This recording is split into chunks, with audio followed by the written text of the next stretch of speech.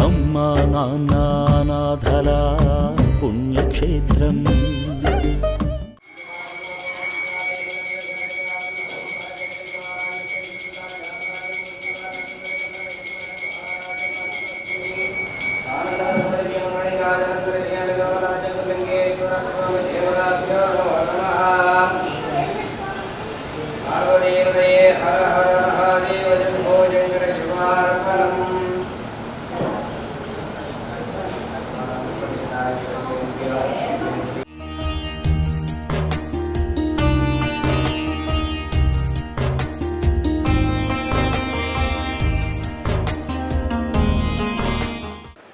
నా పేరు డాకా శ్రీనివాసరెడ్డి. మాది మిర్యాలగూడ.